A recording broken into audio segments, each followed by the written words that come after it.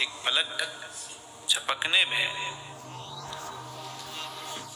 تخت بلقیس آ گیا. اس نے کہا یہ کیسے ہو سکتا ہے بھائی؟ اگر بائی ایئر لائیں گے تو اتنا ٹائم لگے گا، بائی سی لائیں گے تو اتنا ٹائم لگے گا، بائی روڈ لے کر آئیں گے تو اتنا ٹائم تو لگنا ہی چاہیے.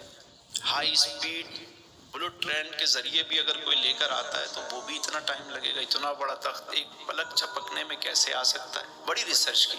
اچھا، گورے کی یہ تو عادت ہے نا کہ وہ ریسرچ کرتا ہے، تحقیق کرتا ہے. ہم تو ریسرچ اور تحقیق اور ان چیزوں اس لفظ سے ہی دور بھاگتے ہیں کہ کیا ہے.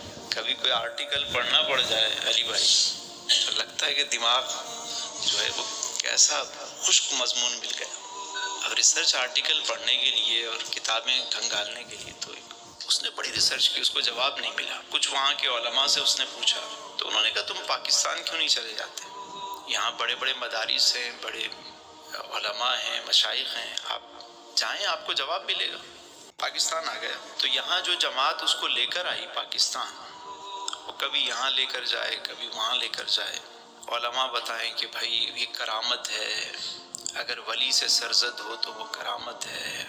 نبی سے ایسا واقعہ محیر العقول کوئی واقعہ سرزد ہو تو وہ معجزہ کہلاتا ہے. انہوں نے ان کو قائل کرنے کی، بتانے کی کوشش کی، لیکن وہ سیٹسفائی نہیں ہوا.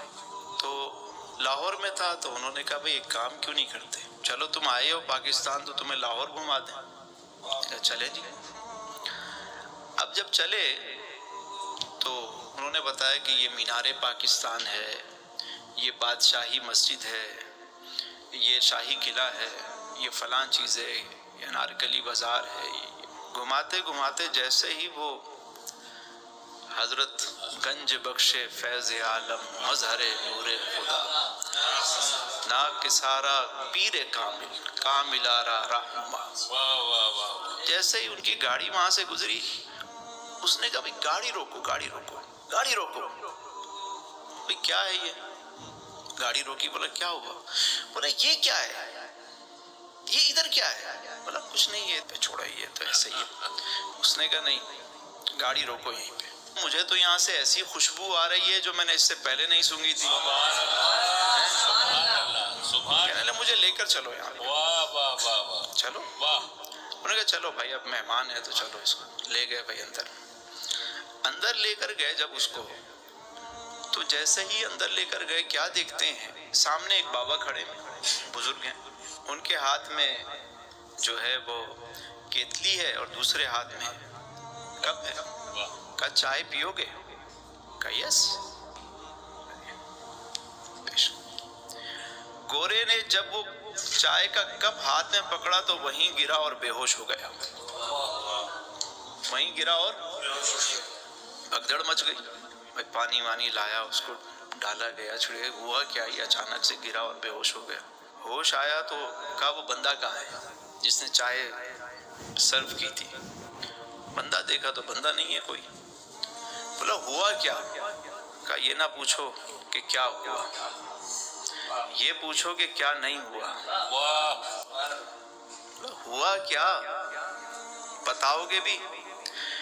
اس نے کہا کہ جس جواب کی تلاش میں میں یہاں تک آیا تھا اور بڑے بڑے علماء مشائخ سے تم نے ملوایا، جواب نہیں ملا، مجھے تسلی نہیں ہوئی، وہ جواب مجھے یہاں پہ مل گیا.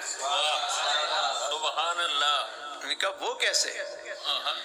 کہنے لگے وہ ایسے کہ یہ جو کپ میرے ہاتھ میں تمہیں نظر آ رہا ہے کافی کا، یہ وہ ہے کہ جسے میں پکڑ کر اپنے بیڈ روم میں بیٹھ کر جس کپ میں میں کافی پیا کرتا تھا، وہی کپ اس میں مجھے انہوں نے چائے پیش کی. اسی کپ میں انہوں نے مجھے چائے پیش کی اور مجھے جواب دے دیا کہ جیسے تمہارے بیڈ روم سے یہ کپ یہاں پر آیا ہے نا، ایسے ہی تخت بلقیس وہاں سے یہاں پہنچا تھا. سبحان اللہ، سبحان اللہ. اچھا جب میں نے یہ واقعہ سنا نا تو میں نے کہا یار ہمارے یہاں تو ویسے بھی بڑے بڑے واقعات سنا دیے جاتے ہیں بابا کرنے کے لیے. میں نے کہا یار یہ بات جو ہے نا وہ ریسرچ کرنی چاہیے اس بات میں. میں جب لاہور گیا داتا صاحب کے مزار پہ تو وہاں کے جو خدام ہیں، متولی ہیں، وہ میرے جاننے والے ہیں جاوید صاحب. تو میں نے ان کو فون کیا, میں نے کہا یار مجھے ملنا ہے, آ جائیں, ویلکم. میں نے کہا اس طرح کا کوئی واقعہ ہوا تھا؟ کہنے لگے ہاں ہوا ہے. میں نے کہا وہ پھر اس کے بعد وہ شخص اس نے کہا جس کو یو کے جانا ہے جائے, جس کو جہاں جانا ہے جائے.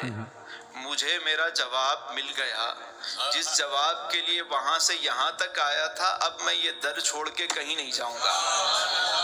ساری زندگی اس نے وہیں گزار دی, انتقال بھی وہیں ہوا, اور مزار کے احاطے میں ہی اس کی تدفین ہوئی.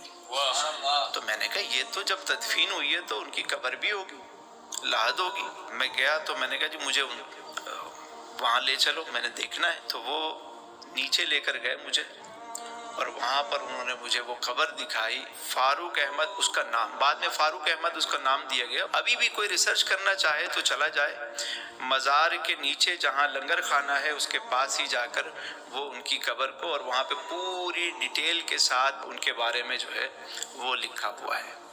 تو اب آپ دیکھیے کہ وہی مزار ہے, ہزاروں لوگ گزرتے ہیں, لیکن خوشبو کس کو آئی؟ خوشبو کس کو آئی؟ بس یہ یاد رکھیے گا, جس نے آنکھ دی ہے نا, نظارہ بھی اسی نے پیدا کیا ہے. جس نے کان دیے ہیں, نغمہ بھی اسی نے عطا کیا ہے. بس محسوس کرنے والا ہوں. جب ادھر دل لگائیں گے تو ہر چیز خود بتائے گی آپ کو. کٹ جائیں گے ایام میری تشنہ لبی کے, میں خانہ سلامت رہے, برسات بھی ہوگی.